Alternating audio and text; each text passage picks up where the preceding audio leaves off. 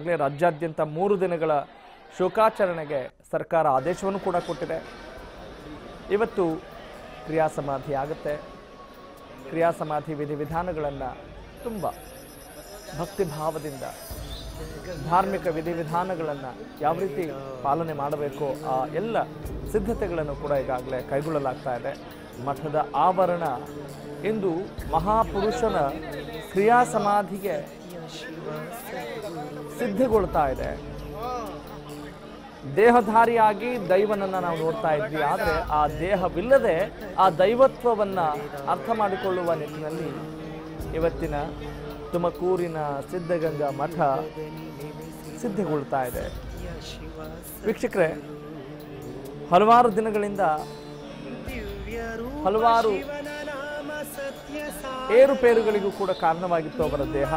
ಅದು ಇತ್ತೀಚೆಗೆ ಅವರ ಜೀವಿತಾವಧಿಯಲ್ಲೇ ಶತಾಯುಷಿ ಆದ ನಂತರವೇ ಅವರು ಆಸ್ಪತ್ರೆಯನ್ನ ಕಂಡಿದ್ದು ಅಥವಾ ವೈದ್ಯರು ಅವರನ್ನ ಸ್ಪರ್ಶಿಸಿದ್ದು ಅಂತ ಹೇಳಿದ್ರೆ ನಿಜಕ್ಕೂ ಇಂತಹ ಪವಾಡ ಪುರುಷ ಅವರ ಶಿಸ್ತುಬದ್ಧ ಜೀವನ ಕ್ರಮವನ್ನು ನಾವಿಲ್ಲಿ ಖಂಡಿತವಾಗಲೂ ಗಮನಿಸಬೇಕಾಗುತ್ತೆ. ವೀಕ್ಷಕರೇ, ಇಂತಹ ಒಬ್ಬ ಮಹಾಪುರುಷ, ಮಹಾಶರಣ, ಜಂಗಮ ಯೋಗಿ ನಮ್ಮ ನಾಡಿನಲ್ಲಿ ಹುಟ್ಟಿ ನಮ್ಮ ನೆಲದ ಗೌರವಕ್ಕೆ ಪಾತ್ರರಾದರು ಅನ್ನೋದಕ್ಕಿಂತ ಹೆಚ್ಚಾಗಿ ಇಂತಹ ಮಹಾಪುರುಷರ, ಸತ್ಪುರುಷರ, ಸಂತರ ಸ್ಪರ್ಶದಿಂದ ನಮ್ಮ ಹೆಮ್ಮೆಯ ಮಣ್ಣು ಕೂಡ ಮತ್ತಷ್ಟು ಗೌರವಕ್ಕೆ, ಭಕ್ತಿ ಭಾವಕ್ಕೆ, ಒಂದು ರೀತಿಯಾದಂಥ ರೋಮಾಂಚನಗೊಳ್ಳಲಿಕ್ಕೆ ಸಾಧ್ಯವಾಗುತ್ತೆ. ಅಂತಹ ದೈವಿ ಸ್ಪರ್ಶ ಮಣ್ಣು ನಮ್ಮ ನಾಡು.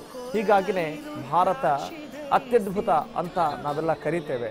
ಯಾಕೆ ವಿಶ್ವದೆಲ್ಲೆಡೆ ಭಾರತ ವಿಭಿನ್ನ ಸಾಲಿನಲ್ಲಿ ನಿಲ್ಲತ್ತೆ ಅಂತ ಹೇಳಿದ್ರೆ ಸಂತರ ನಾಡಾಗಿರೋದ್ರಿಂದ. Our nation is the land of saints ಅಂತ ನಾವು ಕರಿತೇವೆ. ಸಂತರ ನಾಡು, ಸಂತರ ಭೂಮಿ. ಇಂತಹ ಸಂತರನ್ನ ಒಳಗೊಂಡಂಥ ನಮ್ಮ ಭೂಮಿಯೇ ಧನ್ಯ, ನಾವೇ ಧನ್ಯ, ನಾವೇ ಪುಣ್ಯವಂತರು ಅನ್ನುವ ಭಾವನೆ ಭಕ್ತರಲ್ಲಿ ಮೂಡ್ತಾ ಇದೆ. ವೀಕ್ಷಕರೇ, ಇದು ಖಂಡಿತವಾಗ್ಲೂ ಅತಿಶಯೋಕ್ತಿ ಅಲ್ಲ. ಯಾರಾದರೂ ದೇಹವನ್ನು ಬಿಟ್ಟಾಗ, ನಿಧನರಾದಾಗ ಆ ಸಮಯದಲ್ಲಿ ಮಾತ್ರ ಉತ್ಪ್ರೇಕ್ಷೆಯ ಮಾತುಗಳು ಸಹಜವಾಗಿ ಬರುತ್ತವೆ. ಆದರೆ ಅದಕ್ಕೆ ತದ್ವಿರುದ್ಧ ಬದುಕಿದ್ದಾಗಲೂ ಕೂಡ ಅಂತಹದ್ದೇ ಭಾವನೆಯನ್ನ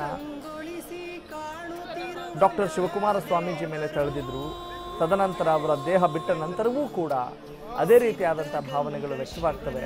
ಅದು ಅವರ ವ್ಯಕ್ತಿತ್ವಕ್ಕೆ ಹಿಡಿದಂಥ ಕನ್ನಡಿಯಾಗಿದೆ. ವೀಕ್ಷಕರೇ, ಸಾಕಷ್ಟು ರಹಸ್ಯಗಳನ್ನ, ತಮ್ಮ ಎಲ್ಲ ರಹಸ್ಯಗಳು ನನ್ನದೇ ಅನ್ನುವ ಒಂದು ಕಬ್ಜಾ ಅಂತ ಹೇಳ್ತಾರಲ್ಲ, ರಹಸ್ಯಗಳ ಸೂತ್ರಧಾರ ಅಥವಾ ರಹಸ್ಯಗಳಿಗೆ ನಾನೇ ಒಡೆಯ ಅನ್ನುವ ರೀತಿ ಬಿಂಬಿತವಾಗಿದ್ದಾರೆ. ಅಂತಹ ಎಲ್ಲ ರಹಸ್ಯಗಳನ್ನು ಬಲ್ಲಂಥವರು ಡಾಕ್ಟರ್ ಶ್ರೀ ಶ್ರೀ ಶಿವಕುಮಾರ ಮಹಾಸ್ವಾಮೀಜಿ ಅಂತ ಹೇಳಿದ್ರೆ ತಪ್ಪಾಗ್ಲಿಕ್ಕಿಲ್ಲ.